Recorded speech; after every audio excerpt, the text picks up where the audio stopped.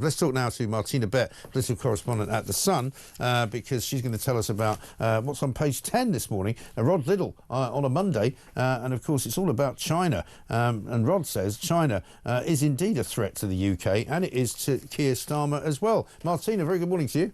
Good morning to you, Mike. And yeah, I mean, Rod Liddle's column in The Sun today hits right at what I think is becoming a full-blown China scandal for the Labour government right now. And as you say, Rod's warning is quite simple, that China is a threat, not a partner. And he says the Prime Minister is refusing to face up to that reality, really. Yeah, he is. And also, the more they doth protest, as they say, the worse it looks, doesn't it? Because we've now been told three different versions of events, like all political scandals. You know, it's the lies that eventually, the cover-up that gets you. You know, the CPS quite clearly have said that they did not get cooperation from Downing Street when they wanted to prosecute these two spies. They wanted to have information which said that China was a threat, that China was indeed the enemy, and that this was dangerous activity that they were getting people to do on their behalf. And meanwhile, you've got Bridget Phillipson yesterday saying Jonathan Powell definitely didn't get involved in what she described as the detail of the case, which all sounded like a little bit of a lawyer's excuse for what he actually did. Yeah, it's quite crazy the way that the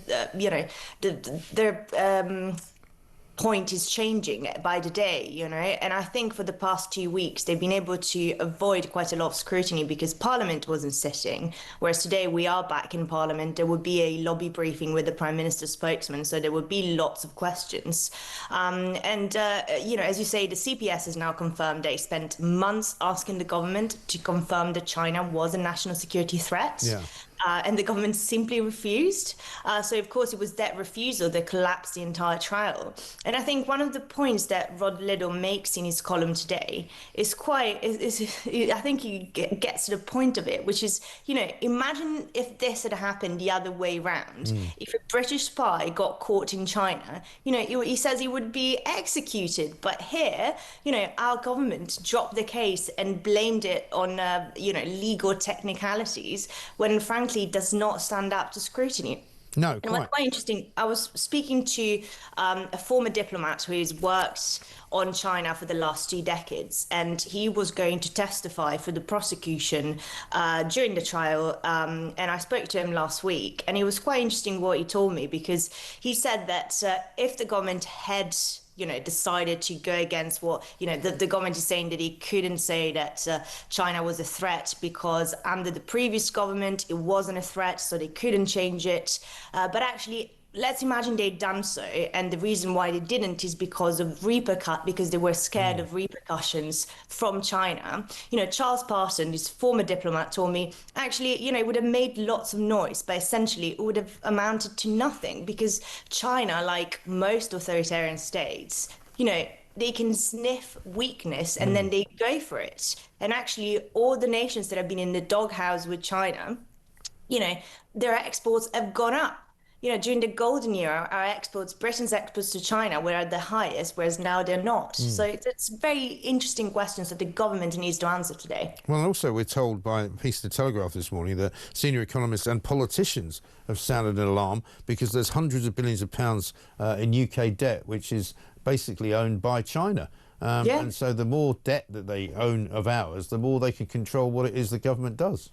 Yeah, it's shocking. And there was also this other revelation at the weekend that I thought was, again, very shocking. And it was Xingye, the Chinese owners of British Steel, that apparently, according to the Sunday Times, they offered to waive the 1 billion compensation claim if the government gave the go-ahead for the Chinese embassy, the one in central London that is that the community secretary, now Steve Reed, is meant to approve in the next few months. And, we're very much in the territory of the sort of quid pro quos, Chinese investment and influence seemingly traded for political goodwill. It's just shocking. And as I say, in the next few days, the pressure will be on the government. They've got to answer lots of questions. Will they be able to do that? Or will they, or the scandal will keep going and more reports will keep on coming? Because actually, we've seen that there are a few cabinet ministers that I don't think are particularly happy about this. There were reports, anonymous reports, of cabinet ministers blaming the Prime Minister, National Security Advisor Jonathan Powell. So I think this